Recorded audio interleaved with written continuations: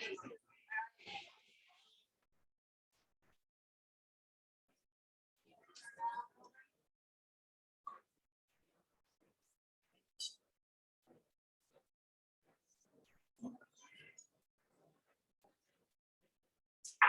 everybody. Hello. Good evening. Good evening, everybody. Hello. Amazing. I love this. You guys, go ahead and sit down, please. We have an amazing show for you. I know you guys are kind of lonely. You guys want to talk, but if you're kind of sit down so we can get started, that would be amazing. And actually, we also have our trees here, our 6 finalists. Oh, she's in the bathroom. Okay, never mind. Take your time.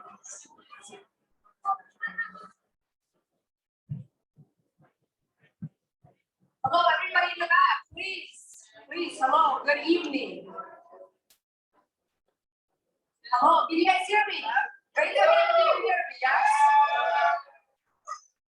Okay, amazing. We're going to get started. Good evening. Thank you so much for being here. I do want to pay you guys a compliment. I think you look amazing tonight, just so you know. And really, beautiful people in the beautiful state. Thank you so much for being here and supporting Alaskan entrepreneurs. Thank you. Yes. Okay. And of course, welcome to the Accelerate Alaska PitchFest Competition 2022. Let's hear it. So my name is Linda James, and I run the G-Beta Anchor Startup Accelerator for early stage companies. We also have the lovely Melanie Lucas-Conwell. And yes, very nice. And she runs the 49 State Angel Fund, which helps fund these said startups and many others, of course. And the two of us for tonight, we're going to be your hosts. And I have to tell you guys, we're doing this for the 2nd year in a row, and it's really our pleasure and privilege to be here with you tonight. Yes, yes, yes. Okay, so the other thing is I want to say is, making all this come together isn't necessarily easy, but it is really worth all the hassles because of you guys. So just really, really thank you for being here. Appreciate it. So what is PitchFest? PitchFest is a couple different things. One, it's a closeout event for the Accelerate Alaska Business Conference. I think a lot of you were there today. I hope you had an amazing time. Joey, where are you? Thank you for putting that on. Just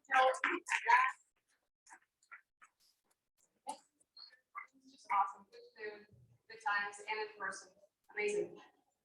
And the second thing is, it's a closeout event for Alaska Startup Week, which is 1 week of celebrating everything that's entrepreneurship. And so we have an amazing show for you guys tonight. You're gonna see these 6 startup founders pitch for you tonight, live, for you and the panel of these amazing judges, which Melanie will introduce later on.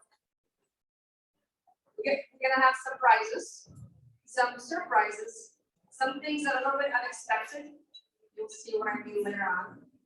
And I wanted to say one quick housekeeping item is that, when these guys are pitching, they're doing a 5-minute pitch, right? Like it's tight, it's 5 minutes.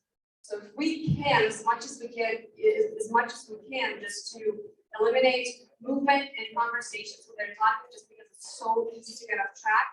And then your brain just kind of has a blank stare to get back on track, because in 5 minutes, we're gonna start clapping and they'll be finished. So the best thing to do really, if you guys are ordering drinks, is to give your credit card to the bar and then pay at the very, very end, so they don't have to go back and forth, collecting signatures and cash and all that good stuff. Sound good? Okay. So I am super excited to get started, but I want to open up with something that I think is really important for you guys to hear. So if you can pay attention to this, that would be awesome. So what I have here, I'd like to read for you guys. This is from the Citizenship in the Republic, also known as the Man of the Arena. You might have heard this. So here's what it says. It's an excerpt. It is not the critic who counts, not the man who points out how strong man stumbles, or where the doer of deeds could have done them better. The credit goes to the man who is actually in the arena, whose face is marred by dust and sweat and blood, strives valiantly, who errs, who comes short again and again, who spends himself in a worthy cause, who at the best knows in the end the triumph of high achievement, and who at the worst, if he fails, at least fails while daring great, so that his place shall never be with those bold and timid souls who never know victory nor defeat. So,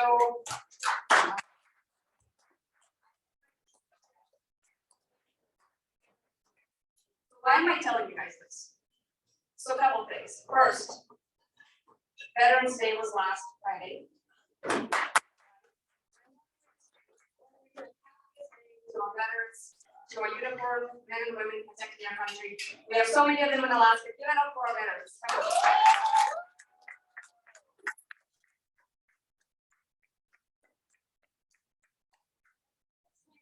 Last year when we did this, we had veterans on the stage pitching. Today, you better believe it, we have veterans on the stage pitching. I'm not going to tell you who they are because I don't want to introduce any more bias than there already is. You. But, yeah. Well, I'm not pitching them. I'm saying. But the second reason why I read that to you guys is because, one of my favorite podcasts is called The School of Greatness. And in there, I don't know if you've listened to it, but in there, the host, Lewis House, he interviews lots of different people. And at the end, he asks all of his guests one question, one final question.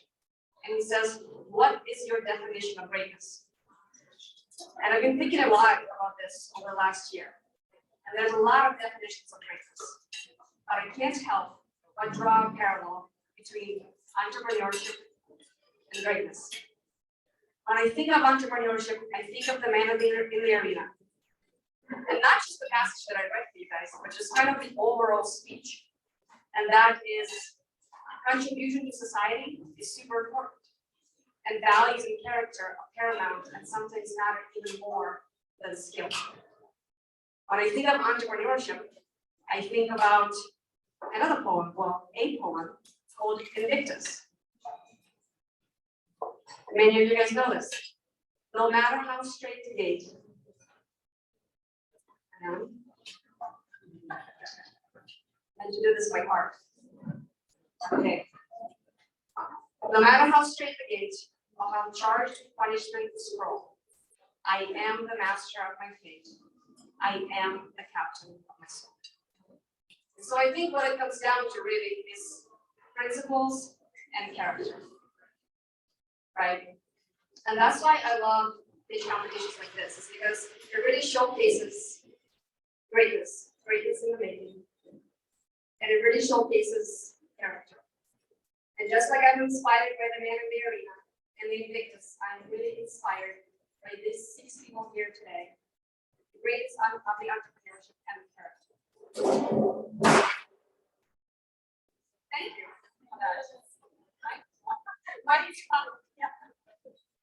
And so I hope you will agree. I hope at the end of the night you're inspired by this as well.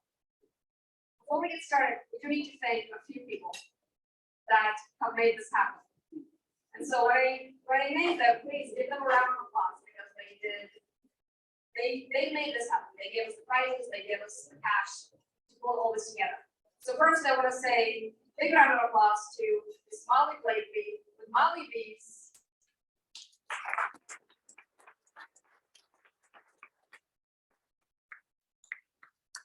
Molly gave us some hard cold cash so we can give it to one of you guys and a bunch of cookies to everyone tonight. So that's amazing. Thank you so much, Molly. I want to say thank you to Ricky, who helped us make this amazing food you're having. You guys give it up to Ricky for such help.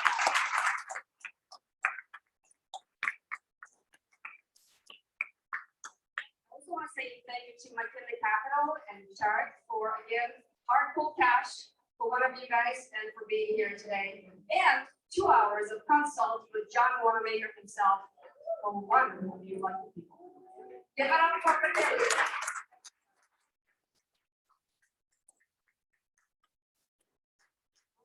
Thank you to Catherine Durstrom for being such an amazing supporter of entrepreneurs for many years consistently. She's giving everybody a 1-month flex membership at the boardroom. Give it up for Catherine and the boardroom.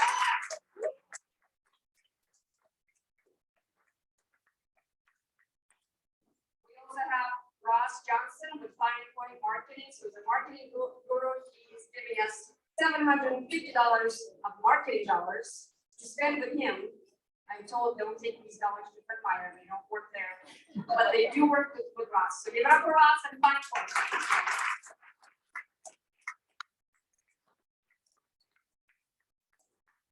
JDO Law has been such a big supporter of entrepreneurs for the last bit as well, and they gave us a beautiful looking Apple Watch again for one of you winners, lucky winners today. Give it up for JDO Law.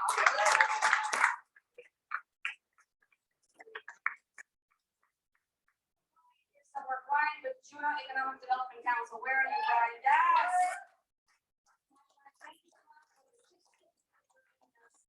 One of our winners. I really appreciate that. That's super cool.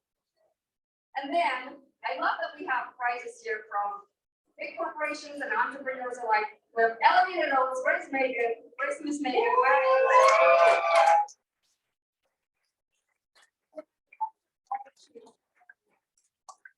And last but not least, thank you to Joey and Accelerate Alaska for giving us free ride to get on the conference and enjoy it all day today. So thank you so much, Joey. Thank you, Accelerate.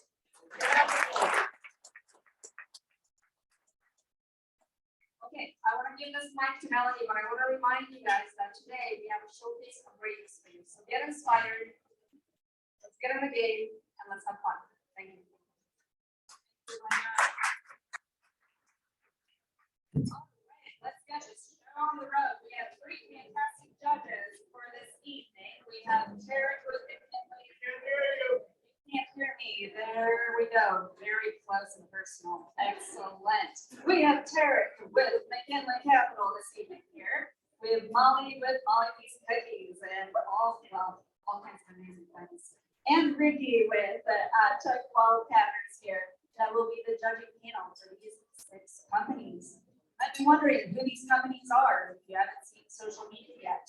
We have Keepers, Alaska Food Company, HiQ Military Antennas, Alaskans, Get By, and the winner of this year's Startup Weekend Anchorage, Pivot Baking Academy. Give it up for all these companies.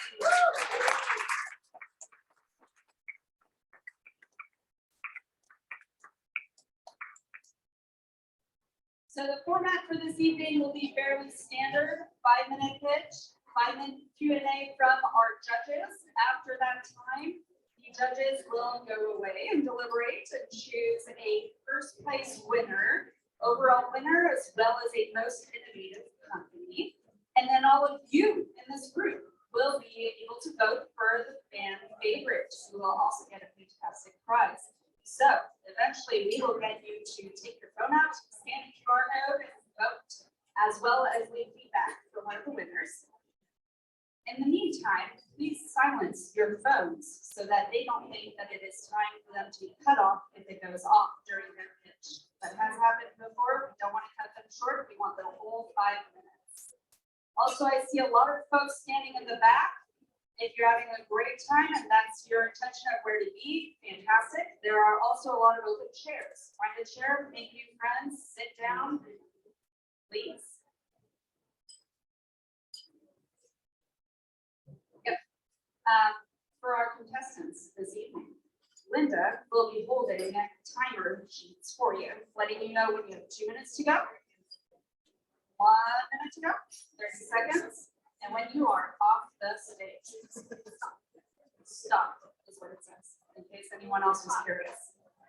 And with that, I am pleased to welcome our first startup to the stage, Carlina with Keepers.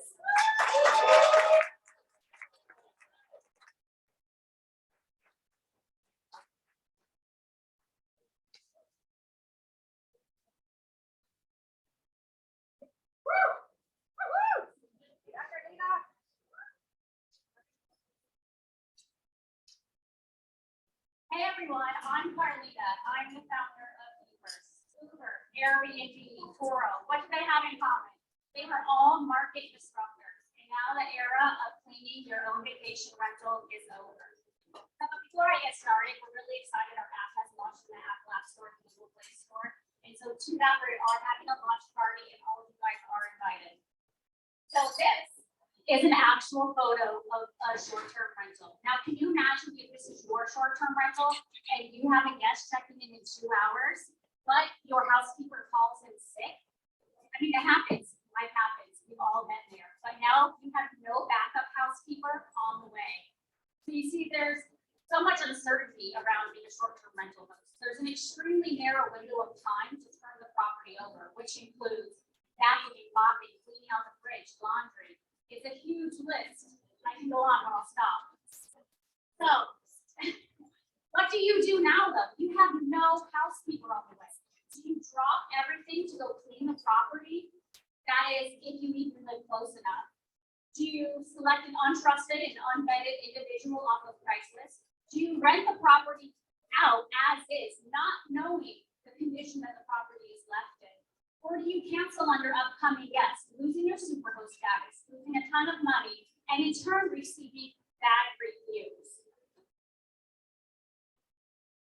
You see, so I had the same exact experience with a vacation rental property. Booking demand was not the problem, but time and reliability around housekeeping was. And that's exactly why we are talking to you guys today.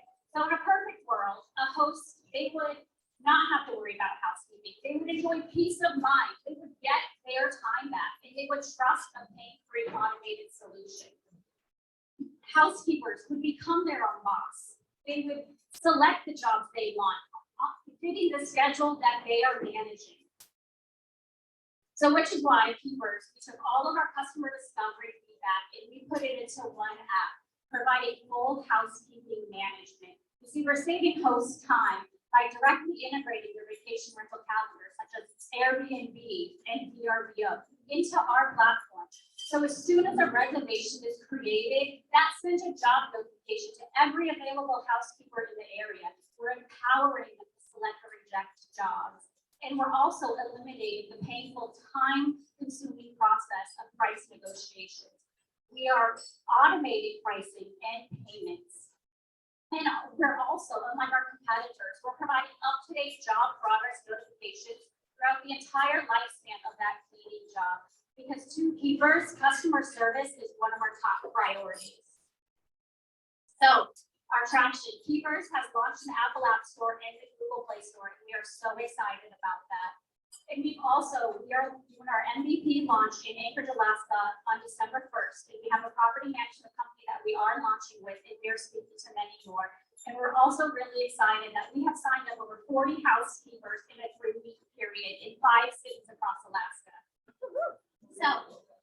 So Keepers is taking a portion of each cleaning job, and we really identified this unique opportunity in Alaska to really hone in and launch here.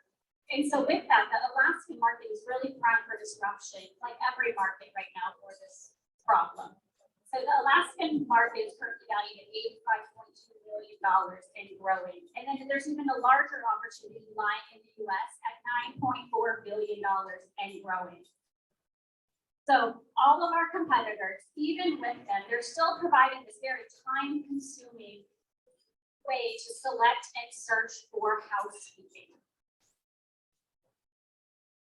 So with them,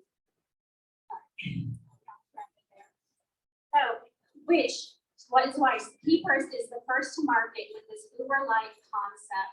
See, we're really honing in on what the best opportunity is for these hosts and these housekeepers. And I've reached out to a ton of customers, hosts across the entire country, with the majority of them all saying housekeeping is their biggest challenge, and some even saying that they had to sell their properties. So Keepers pre-seed round is currently open, and we will use the funds for our go-to-market launch in Alaska, and then for our first location launch outside of the Alaskan market too. And our plan is 600 plus properties by December 2023 with over $1 million in revenue. So the Keepers team consists of myself as CEO and founder and Jake Carpenter as CTO. So So I have over 20 years experience in the finance and executive roles, overseeing millions of dollars. And Jake has experience as an entrepreneur, a software engineer, and technology manager. Thank you. Woo!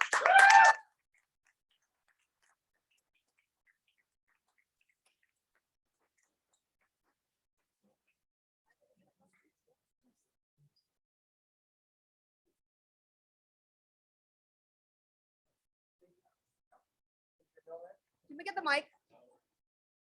Mic number 3.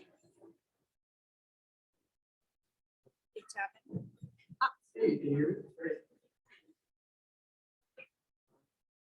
So launching with a property management platform gives a great source of supply for housekeepers. How do you plan to scale on the demand side for owners of these properties that are renting them out? And what's the strategy as you go outside of Alaska? What are the characteristics that are key to markets that you're looking for that are outside of the state? Yeah, so we are definitely hyper focused on the short-term rental market and really providing the ease of use and they get back their time. So it's really important that we make sure that we are informing them that this is really in their best interest because it's free for the host to use the platform and we take that entire housekeeping side off of their plate. So whereas what used to be a problem for them, it's not anymore. Great job. Thank you. Been there, done that, not easy. No, you're right. 5 minutes is bananas. Yeah. So- My past. Uh, So my question is, the biggest thing about entrepreneurship is getting the word out there, who you are, what you're doing, et cetera, et cetera. What kind of goals do you have or plans do you have in place for advertising? Yeah, so we will run a wholesale marketing and advertising in the near future. And right now we are doing a lot of Facebook, we're doing a lot of Instagram, we're doing a lot of social media right now. And just really getting the word out that way. And then through events like this, word of mouth, I mean, it's we've got a lot of excitement, even just doing job postings for those housekeepers. You know, it's just been a really good experience for that as well. How do you control the quality and vetting housekeepers and keeping the quality to make sure that from a client's point of view, that satisfactory rates there? And follow up on that is also, are you going to make the pricing dynamic, demand and supply? So similar to Uber model? Yeah, so for the first part of your question, we're gonna vet every single housekeeper. So every housekeeper goes through a full background check, just so that we are ensuring like safety on both sides. And along with the host as well, like we're gonna vet every property to make sure that we are sending housekeepers into a legitimate property. And then on the whole like cleaning side to make sure that these housekeepers are doing their jobs. They take photos as soon as they arrive to the property, so that way that the host can accurately review the guests that stay there as well. And then the housekeepers will take photos upon leaving that property, so that way we know that they were there, they cleaned it, and then we can see the cleaning job. And then the guest arriving has the opportunity to review and rate those housekeepers as well. And we want to make sure that we are providing very quality cleaners, so they will be rated and reviewed and have to maintain such a rating so they can stay active on our app. And so it really incentivizes them to do a great job. And then the other question. On the pricing that we see, demand and supply. Yeah, so there will be dynamic pricing involved in that throughout the process.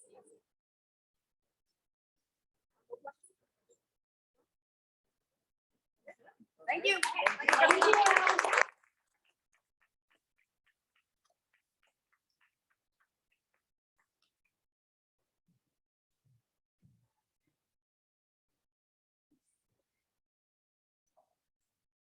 Next speaker this evening will be Sarah with Alaska. Sarah, come on up.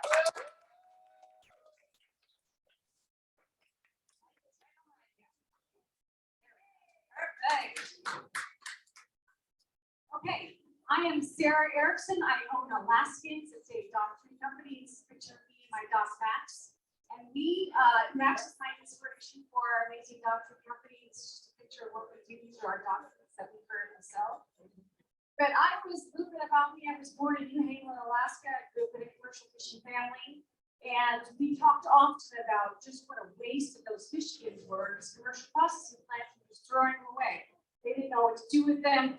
The grinders couldn't grind them up. And so just the waste of those fish skins, which we all know has the highest nutritional value of the fish. In fact, bears out in the wild will just skin the fish, eat a lot of the flesh, they eat the head, the skins, and they know naturally that's the healthiest part of the fish. So this idea of mine started very early. This is just a picture of me. I'm still in love with fishing. We love commercial fishing and all sport fishing. Alaskans, who are we? We are a premium dog treat company. We're located on Kenai Peninsula, right in Kenai, right between Kenai and Soldotna. I'm making sure that you're familiar. We sell currently wholesale. Alaska Mill Feed is a distributor for us. We also sell in our store. We have a processing plant. And then we also sell like at the Alaska State Fair, an event. You might have seen our really cool booth. And we do a lot of other vendor shows and we sell that way retail. But then we also have an online presence, alaskans.com. So anywhere in the United States, you can buy our dog treats and we ship them to you. But really, our mission is committed into turning our fish waste into a value-added product.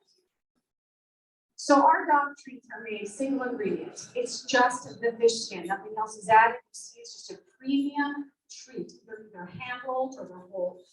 And we also believe in using the whole fish. We believe in a zero waste culture. So even the extra meat that comes off, like the halibut skin, sometimes those skins come to us, they're just laden with this beautiful meat. We take all of that meat and we can it. So now we have a beautiful premium canned treat, or actually it's just canned fruit for pets or cats or dogs or whoever. I mean, you can take it now, it's just really halibut meat. You know, and what pet gets that except if you buy it from Alaskans, it's really cool. We're starting a salmon canned extra meat this next year as well. And then the health benefits are absolutely unmatched in Alaskans dog treats. It is packed full of vitamins and really everything that you want to see magnified in your pet happens when they're eating Alaskans. So for the cod, halibut, salmon skins, they are getting loaded. Your dog's heart health, their coat, their shinier coat, stronger bones, teeth, all of that happens when they eat Alaskans. And we know we're in the right market because every year in America, we spend $10 billion on our dogs, $5 billion in dog treats alone. And I'm not talking about dog food, it's dog treats. So every year, $27 million per day are spent on getting dog snacks. So not only that, we spend another $5 billion on the nutritional supplements that we give them. And Alaskans already has the nutritional supplements in it. So you can save money, spend more on Alaskans. And we've got so much product. We export 3 billion pounds of seafood every year in the state of Alaska. Where is that waste going currently? Well, Alaskans is using part of that waste, and we are making a premium pet treat product. And we all know that consumers are gravitating towards like sustainable, single ingredient, eco-friendly. That is, we are the champion of that. You know, we are a model of that quality in the pet treat industry. In fact, we're the only pet treat manufacturer in the state. Did you guys know? We're the only ones in Kenai making pet treats in the state of Alaska. And it's certainly not an oversaturated market. There is so much room to growth. And in fact, if you invest in Alaskans today, you are going to start a company with a company that's already moving. We've already been through the negative part. You can see the last 3 years, we've grown by 35%. The next 3 years, we'll be making millions. So if you invest with us today, you're going to already miss all that negative stuff. So it's been a hard road, but I'll tell you, it's worth it. We get pictures and slides and videos of dogs, and truly they are asking for Alaskans. So if you see them out there, buy them. Dogs are going to love it.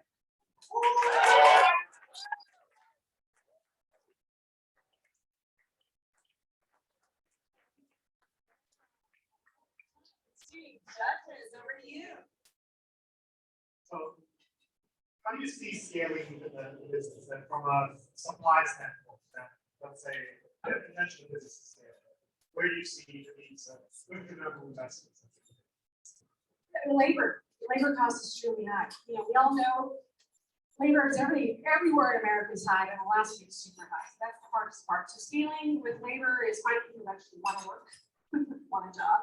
So that's always tricky. But you know, I think Alaskans is a cool ag company where, you know, we're going to be moving into right on the Kenai River in Salat this summer, right in the thick of the fishing industry. So what we have to offer is kind of this really cool up and coming company where I think people will attract employees to want to come. So scaling obviously is going to be labor. We have the product, right? We got product. And as people buy more treats, you know, we grow with our distribution right now. Last we're at about, depending on the size and the time of the year, we're between 30 and 50 stores. And then, you know, tourism season, we'll get shot some more. So, so scaling is just a matter of getting our name out there, you know, marketing. Great job, loved it. So I have a couple questions for you. First are, what are your margins on this? Wholesale or retail? Both. Do I have to say Yeah. they're not enough. No, I'll tell you. So we try to do 30%, try to make 30% on our wholesale, which really isn't enough. That's kind of a problem for us, but I've been using our wholesale count as marketing. Because when you're a new company, you just want your product out there. So you're basically saying, I'm willing to really not make any money off of wholesale because I want people to buy that. And maybe when they come up on a cruise ship, they'll take it home and then buy online. Our retail is higher, about 65 to 70%. The other question is, do you sell more wholesale or do you sell more retail? Right now it's half, 50-50. Thanks, that was fantastic. And then on the sales side, how do you position yourself in the market? Where does your price point stand with competitors' products? And how do you see that changing if you expand outside of Alaska? And there's additional shipping costs to move the products to the local gate. Yeah, so the second part of the question, which is really the only part I remember about the shipping costs. So the shipping cost is always really tricky, and that's why we really haven't expanded outside of Alaska. My goal the first couple of years is just to really saturate Alaska, right? First year, just survive COVID, 2020, we went live, just survive. Second year, kind of expand. This year was to saturate Alaska, which I really feel like we've done a good job of getting out there. So it's hard to go in the United States because we don't have a distributor. I mean, the cost is high. Where does my treats fit on others? Well, first of all, I don't really feel like we have a competitor. I mean, because no one else is doing what I'm doing in the world. So we do salmon, halibut, and cod. You've seen Icelandic cod in the market. Actually, there's a dog food company in Boston, Polka Dog, that sells Alaskan cod, but they don't do what we do. So I don't really have a competitor. Our dog treats are more expensive, but it's because it's labor intensive. There's not a machine that can take over a processor's job. That's why processing plants in Alaska still have 1 million workers. You can't take a machine to do that. I mean, there's no machine that can do what a human can do in this space.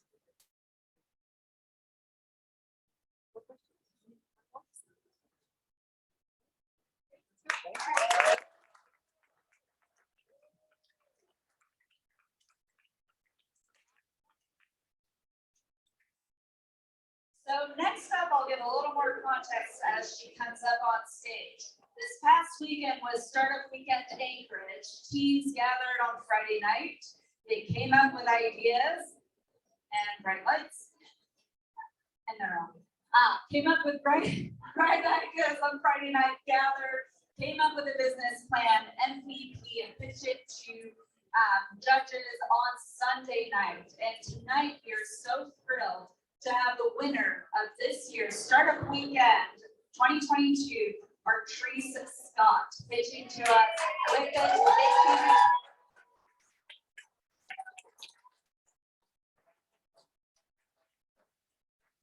And this is the very first fully public pitch, given that the company is less than a week old.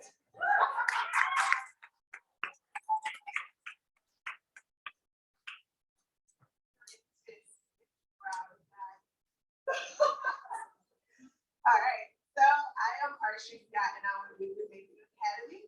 I am a certified pastry chef, competition pastry chef. I'm a culinary instructor in culinary management NCO in the United States Army. I am solving the problem of there not been enough engaging after school activities for kids, and there are parents leaving the workforce for that reason. How are we gonna solve that problem? So my solution is to help parents that are truly struggling to find good quality, affordable childcare that's helping their kids transform educational classroom taught material into real life scenarios. We're gonna do that through our baking strategy and help the kids overcome that problem. Market validation. So we validated this market last weekend, okay? We talked to over 50 adults and 16 children. The parents are truly struggling to find good quality childcare. In their voices and their tones, parents are looking for an opportunity and looking for a place to put their kids after school. So the parents do want this. The size of our market. So in Anchorage alone, there's over 17,000 youth. There's 2,200 of them that are currently being homeschooled. You compare that with a market this size and the price point that we're trying to reach, that's a $72 million revenue in after school care. And we break that down even further and we only tackle 1% of that. That is still $1 million a month, $1 million a year business day a month. So, however, if we open up 2 or 3 locations right here in the city of Anchorage, that can easily get us closer to that $7.2 million revenue. Our business model. So the problem with most child care and daycare facilities is that you have to collect the money, right? So we're building our base model on a subscription-based model where you can pay 3, 6, or 9-month increments, or 9-month increments at a discounted rate. At a discounted rate. Prices are higher for month to month, so we will not exclude them out when prices will be high. So what are we doing right now in this 7-day-old business? We are fastly still moving forward. After 10 to start up, we started right away making phone calls, being in contact with the city, making environmental health calls, see what permits, insurances, transportation costs, all of that great stuff to continue to move this business forward. So right now, we've even found a location where a pilot class will start in January. We're in a 1-week class in March for spring break when the kids are out and parents are looking for childcare. And also doing a full-on summer camp to launch the idea, get our name out there, do some great videography for marketing purposes, and planning on launching in August of next year to tackle that school open. Competition, yes, we have some, but they further validate our market. Basically, they're teaching kids how to bake, but they're not providing the aftercare which parents really need. They're not tackling that part of the problem. Our plan is to partner with UAA in their culinary department to get some of their interns over there to help us with these kids and also earn some intern hours. We're also we're partnered with ProStart so that we can send our youth over to their high school program so that they can further learn those skills. Our market strategy again is very aggressive. All of our pilot classes and everything that we've set up, we will start taking that material, pushing it forward in social media and making things happen. We also plan on using news outlets, everything we can to get this ball rolling. So, do you guys have any questions?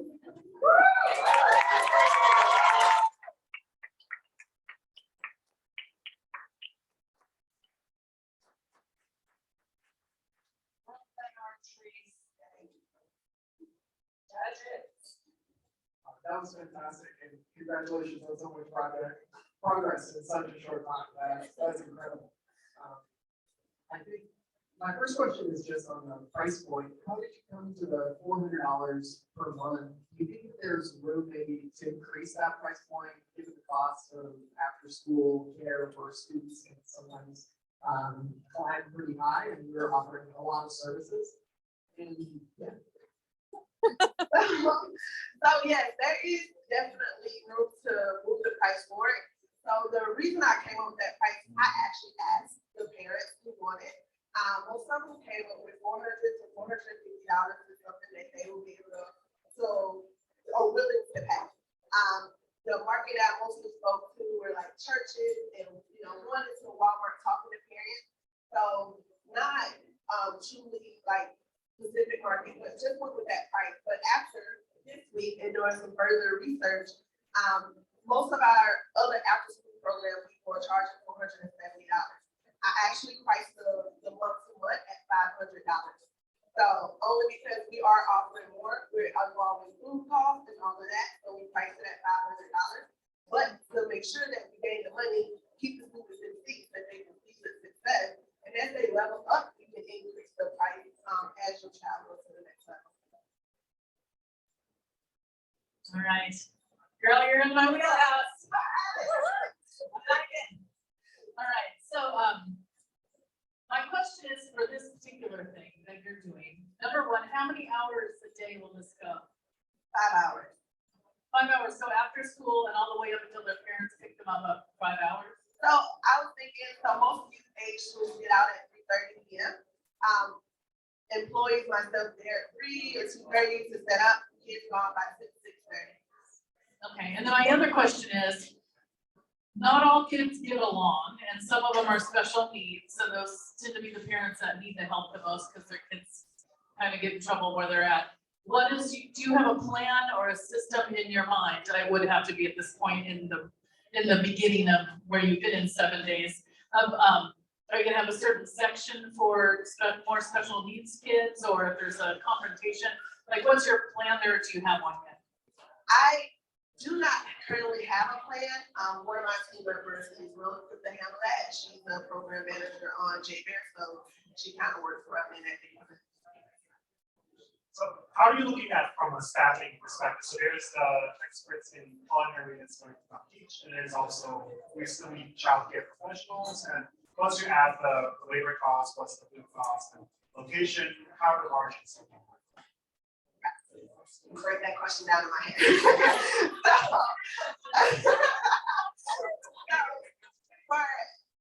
So for staffing costs, I was thinking initially with the startup of 3 employees max. Running at 14 hours, starting at 3 p.m. all the way up until 7. So that's where the whole 5 hours maybe even 6 come in at. One person for transportation and pickup, or even 2, depending on how many students we have in the locations that we would have to go to for the market that we serve. And then one additional body in there. Right now, after speaking with environmental health, we're looking at 20 to 1 teacher ratio.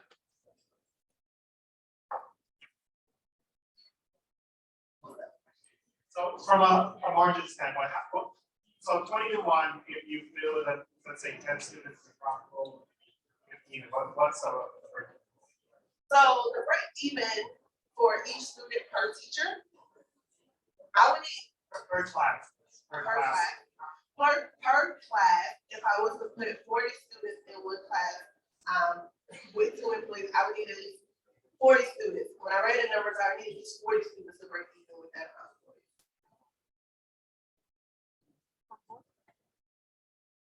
One last question.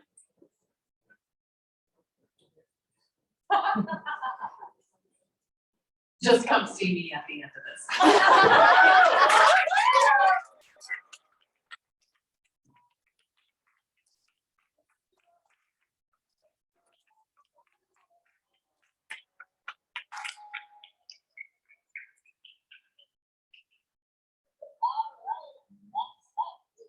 With Alaska Food Company. And for the folks, oh my gosh, there's a big crowd in the back. For all of you, please keep your volume down. I know that the drinks are probably starting to simmer in. But please come find chairs. There are a couple that are still open. And just whisper in the back so that our dear startups can be focused on what they are pitching on. Thank you all. All right, go. Right, Alaska, let me ask you a question. Do you realize that we are importing 95% of our foods, costing us $2 billion on an annual basis? It's crazy. We're very food secure here. My name is Cody Russell. I'm the CEO and co-founder of Alaska Food Company. Let's go ahead and get to this issue. The food insecurity here in Alaska is nothing new. But what's the ethical root of that problem? right? The root is that real food goes bad. And here in Alaska, we have a lack of cold storage and infrastructure to support that food, especially in rural parts of Alaska where cold caches are being destroyed by inclement weather. Now, furthermore, we have a limited amount of production. Farmers here aren't growing to capacity because they run the risk of having their food spoiled, right? So what does the solution look like for that? You know, one, how do we incentivize production? Two, how do we eliminate the need for cold storage? Three, how do we let farmers just be farmers? And four, how do we turn waste into a resource here in Alaska? Our solution is to create a food hub that specializes in freeze-dried food manufacturing. So what a food hub is a business that aggregates produce from small to medium-sized farms, and then we take on the business function of selling, marketing, and distributing those goods. And then secondly, with freeze drying being our core competency, what we're doing is we're taking foods, we're freeze drying them, and now we're making a product that's shelf stable for 25 to 30 years. While preserving 99.8% of its nutrients. And since we're removing all the water out of these foods, they no longer have to be stored in cold temperatures. So they can be stored at room temperature, they can be stored anywhere, completely removing the need for cold storage. I'd also like to point out here that when you freeze dry your food, you're locking in the price for 25 to 30 years. So think about that. Now, look at our revenue phases. We're going to start with releasing a line of Alaskan themed nutritious meals that are freeze dried. These are perfect for busy professionals on the go. You can take these meals adventuring. You can also use these meals as an emergency food storage at home. Our second revenue phase moving forward is selling food lockers to the state of Alaska, especially rural areas. And then our third phase, like Sarah said, we had a lot of wasted scrap here in Alaska, both on fishing and coming off the farms. So utilizing those scraps and creating premium single ingredient pet food. Now, to date, we have a contract with considering the Gordon Ramsay of Alaska. He is creating a whole Alaskan themed meal line for us. And we just had our first tasting on Tuesday, actually. It was delicious, huh? We've closed our extensive family round, and we're currently building out this facility right here. Here's a 3D rendering of it. This is a freeze-dried food manufacturing facility due to open up in May of 2023, housing commercial size freeze dryers located at Wasilla. So looking at the market nationally, human food alone, we're looking at about $195 billion opportunity, but drilling down into the Alaska market, again, just human food, we're looking at about $120 million opportunity on an annual basis. Our closest competition is a company called Mercer Foods. They're located in California. They're a freeze-dried food manufacturing facility, and they have 40 acres of their own farmable land. So they're completely vertically integrated, and that's exactly the direction that Alaska Food Company is going. Now look at our team. Myself, I have successfully started to scale several multi-million-dollar companies in the retail and manufacturing space, and I also do government contracting on SAM.gov. Our CMO, CTO, George Booth here, he's worked with companies like IKEA, Nike, Apple, and he was most recently the sales director for a $50 million company.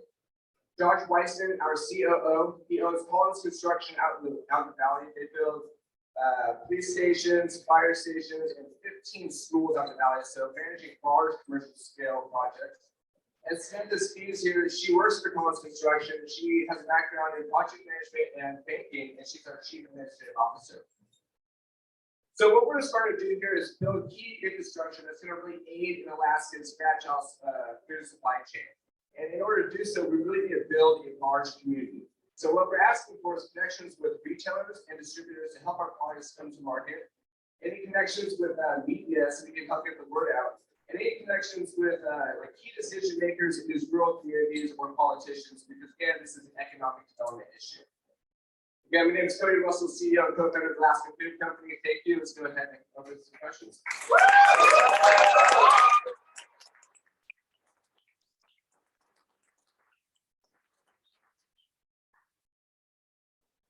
So for the Alaska Food Meals, what is the strategy for branding that or setting that apart, given the local produce that we can grow here in Alaska? How do you see these meal kits being put together, and where kind of the traction that you're seeing in the Alaska market for those? Pretty full question. So the Alaska Food Meals right now, we're developing those good feedback in the community. We're just narrowing down from 30 offerings down to 11. We're going to start getting the samples out. Now, like, procuring all that produce locally all here in Alaska, quite impossible. I mean, that's kind of back there, right? So, but the goal is to like gradually move towards that, you know, really try to source as much locally as possible. And it's also where that vertical integration comes in. If we can control our own inputs, grow our own food, then we have a lot more stable pricing. I think a lot of people want to know this, so I'm just gonna ask. What's the difference between freeze-drying and dehydrating food? Oh my gosh, it's just gonna, me and Heather have to wrestle now. Well, that's my point. Okay, so when you dehydrate something, you're heating up that material, and sorry Heather, if I'm butchering this, but you're warming up that material and then extracting the water. But still with dehydrating, you're not extracting all of the water, right? And it does like change that composition a little bit as it concentrates the flavor. Now with freeze drying, it freezes the temperature down, or freezes the material down, and then it uses the vacuum to remove all of that water. So the volume of the material doesn't change. And it is zero water, so then it can be shelf stable for 45 minutes. How are you looking at scaling this to the lower 48 and is your sourcing supply or Yeah, so we really want to keep that Alaska percent next week with Alaska cells. And for scaling down to the lower 48, because when you freeze dry something, it's reducing the weight down to 20% of its original weight. It makes it a perfect export. So what we can do is we can tap into there's barges that go back empty. So we can send barges of food down to distributors down there and then tap into that US market.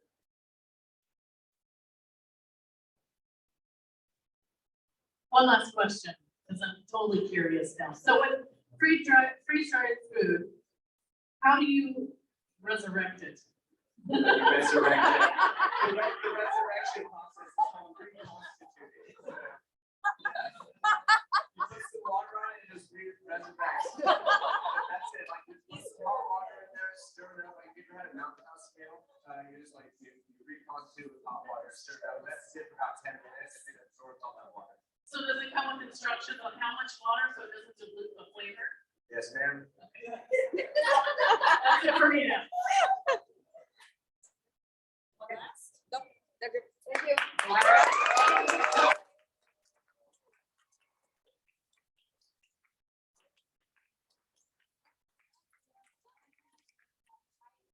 Military antennas. There we go. Good evening, everyone. I'm Diane Bachman. We're IQ military antennas. We're in the business of saving lives with reliable communications. What we do, IQ manufactures long-range, high-frequency antennas for military and commercial users. We're really excited to announce we just made our first shipment of high-frequency antennas to the United States Marine Corps. I am president of the company. I've owned the company for 2 years, and I've owned and managed Technicoms for 25 years. Kim Arlington, she's our VP of HSE, and she's got many years of contracting, procurement, and logistics. Scott Snyder, he's our VP of Ops and Development. Badass. He's heads R&D.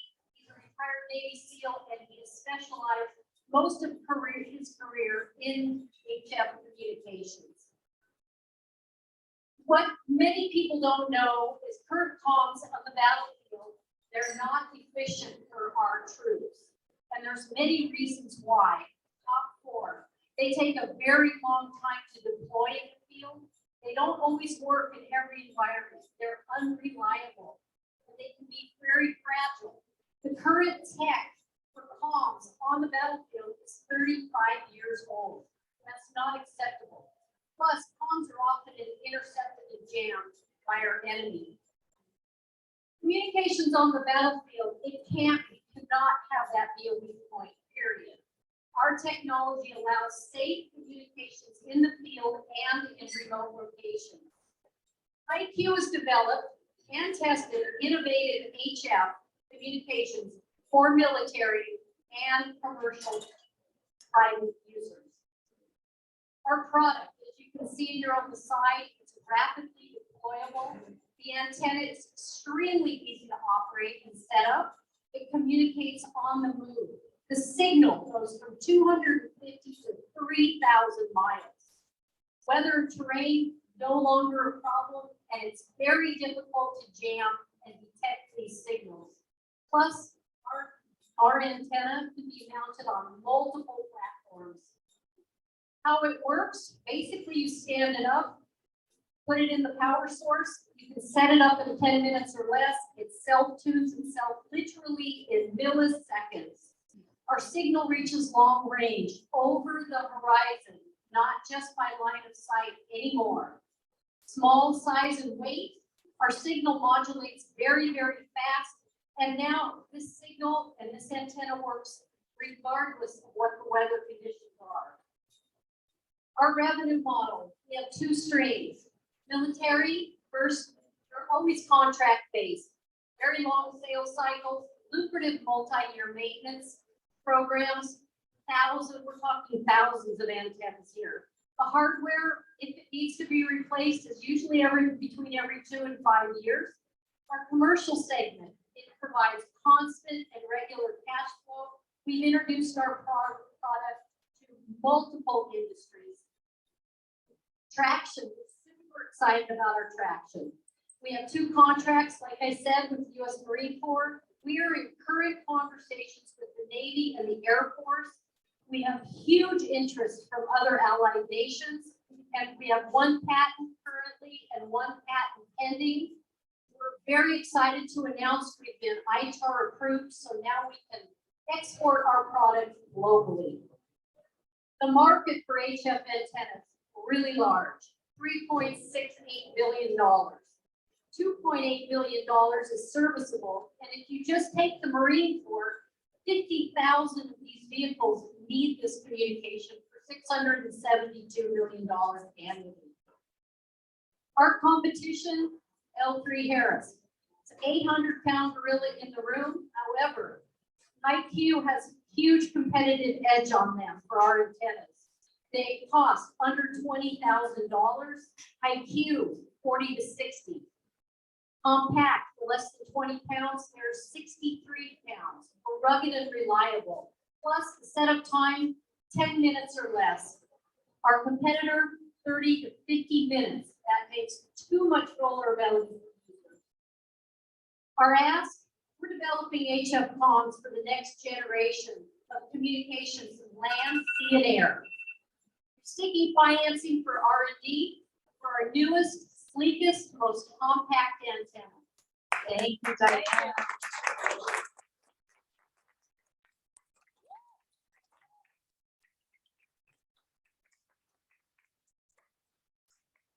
One more time, please. Excuse me, so we can see your final slide. There you go. Thank you. Thank you. Judges. Thank you for the presentation. That was fantastic. I'm curious to hear more about the 1 patent that you have approved and the 1 patent pending. What is kind of the proprietary technology of the business that's been developed today? It has to do with a specific ALE control part that is encapsulated in the antenna. And all these parts are internal, and that's not the case with our competitors' antennas. So, And then just one other question. As you're looking to scale in R&D and the new product lines, how do you see the business in the long term? Is it ultimately you would hope to be acquired by an L3 Harris, or is it continue to scale? What is kind of the long-term vision for the company? I think acquiring by a company like L3 Harris, even though they're a competitor, they're huge. Everybody knows L3. That would be a fantastic opportunity for us. Yes. So the goal is to exit then? Eventually, yes, it is to exit out, but not until we build it to where we have 5 partners and we self-fund this company. So we have many, we have many voices.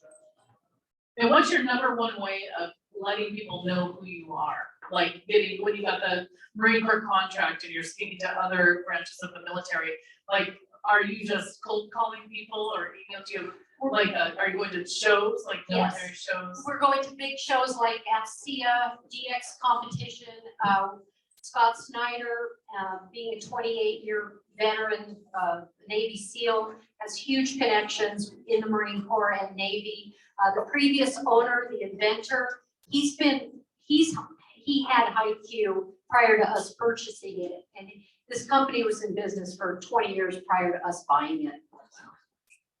So you mentioned a lot of the advantages of being portable and easy to install, but is there any drawbacks, anything that's at a disadvantage, and how do you overcome it, or is it a use case that's more attractive to the military? For example, can it take higher power, or is there any? No, this antenna actually takes a low power source. You just plug it into a 12-volt battery. It's all it needs, and then it can, it powers itself up. So we're really fortunate, and the antenna is very small and sleek. It's only 7 feet tall. It doesn't grow, and so it can just be, lifted up, and then it goes back down into a cradle setting. So it's, it's very rugged and holds it holds the components very tightly inside of the capsule. In terms of range or the ability to penetrate different atmospheres and stuff, this is still as good as the much larger. Well, high frequency communication, it's an old technology, right? People have used ham, they have licensed ham operators, 750 in the United States, over 3 million in the world. So it's a technology that has been around for a very long time. And with satellite communication, that came into play, but now our countries have the ability to blow satellites out of space. And so when that happens, our communication grid is very, very fragile. People don't understand that. So high frequency is now, it's hot. It's the premier communication method today. Just finally, as you win more contracts, and these are long lead time, really large order sizes, how do you plan to scale manufacturing to keep up with those increases in demand? Very excellent question, really good. We have partnered with a very large manufacturing company, all military spec down in Arizona, northern Arizona. It's a huge, their whole capacity is for military products to be implemented and developed in the market. What is the turnaround time on if they ordered one or say ordered 100 or 10,000? And obviously those are going to be different numbers, but what is the average turnaround time from the day that you get the purchase order until you can get it palleted and sent off? I think it depends on the quantity and the contract. But I would say it's anywhere from probably 10 to 20 weeks. And that, a lot of it has to do with supply chain. Yeah. Thank you. Thank you.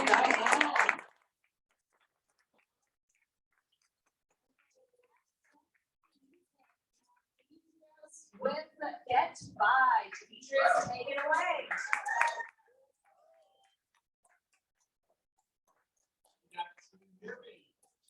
Hear me in the back.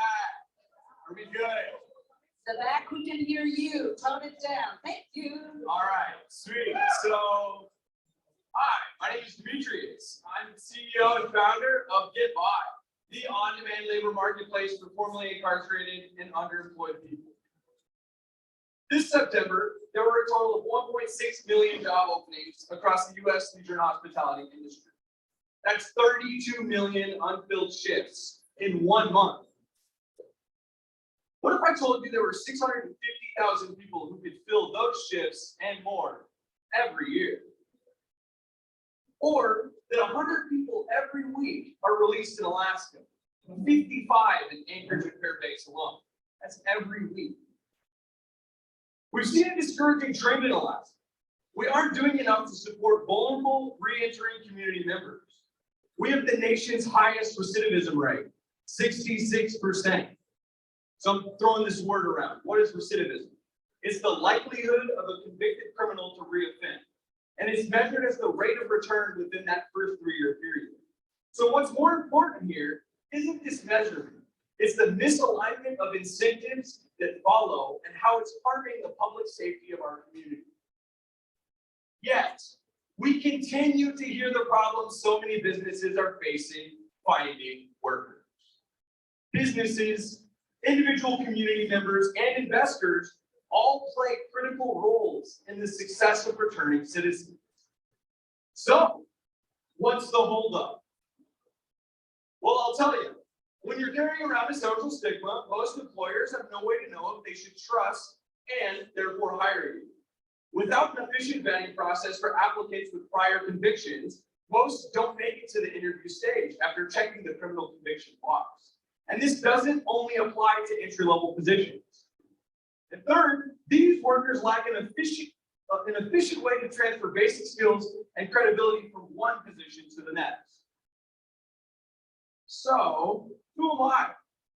Well, I'm going to share something with you about myself. I'm a felon, and I have firsthand experience struggling to find a job here in our community. Over the past 7 years, I've worked in 10 different positions, and I've learned that bouncing from job to job seriously complicates things.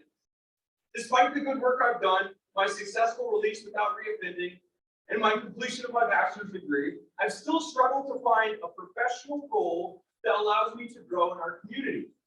So, where does Get By fit in? Well, first off, it's a mobile platform where businesses fill empty shifts using fair chance first hiring practices. Second, using our vetting process allows businesses to connect with workers who are qualified and who need opportunities to prove themselves. Third,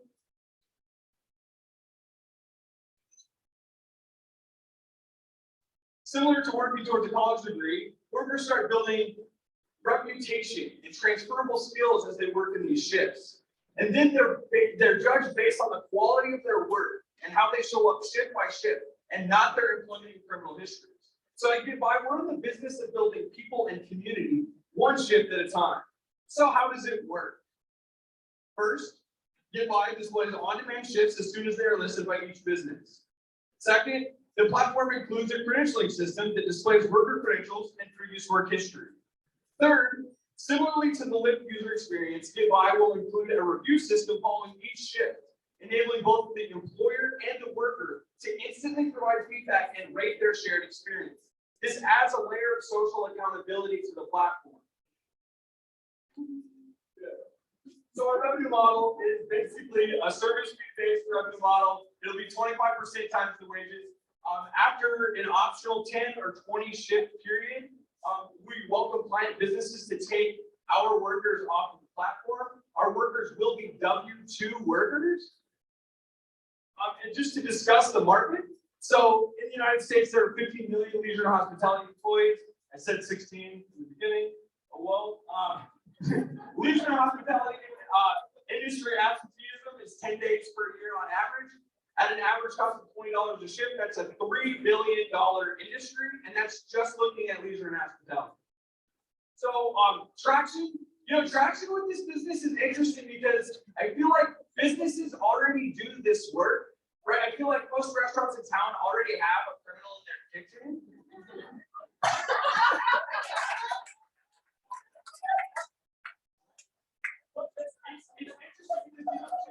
You don't just sell this, right? You have to build momentum. You have to build meaning. You have to build a community around businesses who see this work as meaningful and worthwhile. Otherwise, we're just going to have people who do the work, but who don't want to talk about it. Yeah. So I'm out of time. Let's get to my last slide. This is my roadmap. Yeah. And you're gonna do great things. Thanks, Demetria.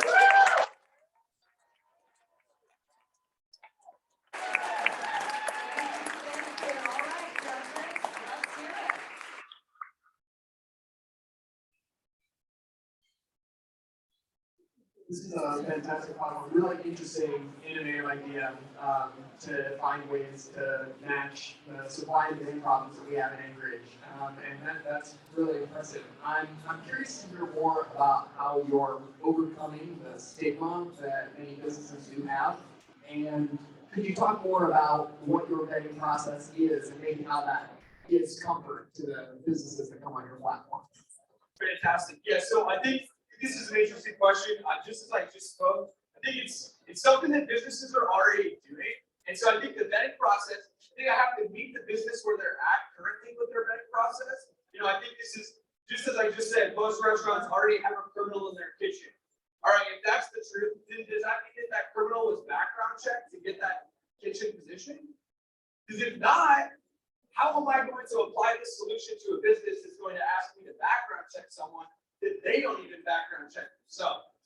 And so basically I'm working on an independent basis with each business to try to see, hey, if there's a list of potential offenses that are, you know, this isn't going to work for our business, I'd like to know those up front. And then if there are specific positions at each business that you would prefer me background checking those applicants, I have no problem doing that. And that was to answer the first question. Can you remind me of the second? Yeah, sorry. All right, I grew up in a family diner, and you were right, there are criminals in the kitchen. And they're all awesome, and it's cool that you can give them an extra chance. I love this idea. My question is, and you were going like an auctioneer, made me proud, that family is auctioneer. But I have a question about, how do you make money at this? I mean, well, to be honest, the margins look really decent. As I hear 50 employees hired, I think the margins, you know, they increase to like 15 or 16%, which aren't great. So are you taking a cut out of their income, or how do you make money? So yeah, this slide right here, so say for instance, someone worked You get 25% of their on wages. top. On top. Oh, So the the client business employer pays- gives you 25% extra. Yes, ma'am. Okay. And that 25% covers payroll taxes, it covers workers' comp that's required in the state. So you're like a temp agency. That's Gotcha. exactly it. Okay. Thank you.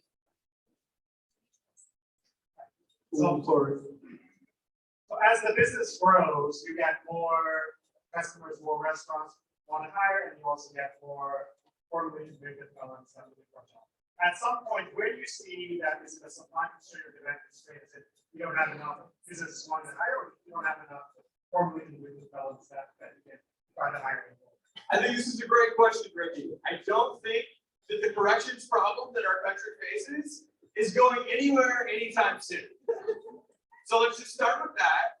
So I don't think the supply issue is going to be on the worker side. I think the supply issue, and this is something that I can get to as I round out this question and answer session, is that I think, you know, in other states, there are movements around second chance and fair chance hiring that have gained a lot of traction in those communities. And they've done a lot of meaningful things for people who go through the same lived experience. And I think that's where the constraint is in the state of Alaska. Now, other states, right, if I were to go and launch this business in Washington, it'd probably take off way faster than it would in the state of Alaska, because even though there's a convict in every kitchen, no one wants to talk about it, right? And in Washington, they're talking about it. They're providing pathways for software development courses for people who are returning citizens. So I think as a state, we can do better.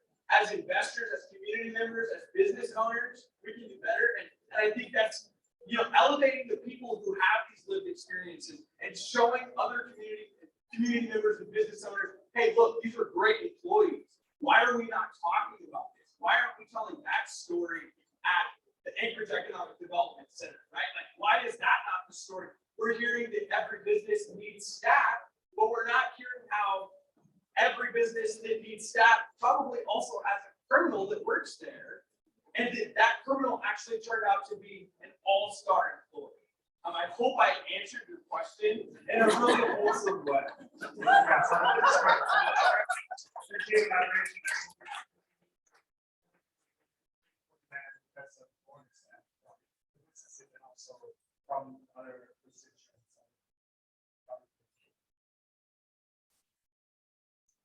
Thank you. Thank you.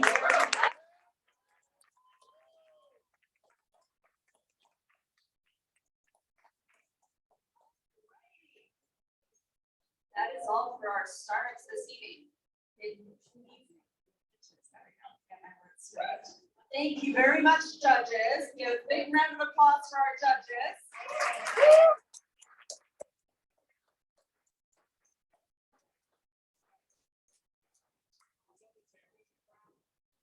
We haven't made your job easy, judges, but we know that you'll make some good decisions. Now, for all of you in the room this evening, we have 2 tests for you. The first one is the QR code that is right behind me. Please scan it.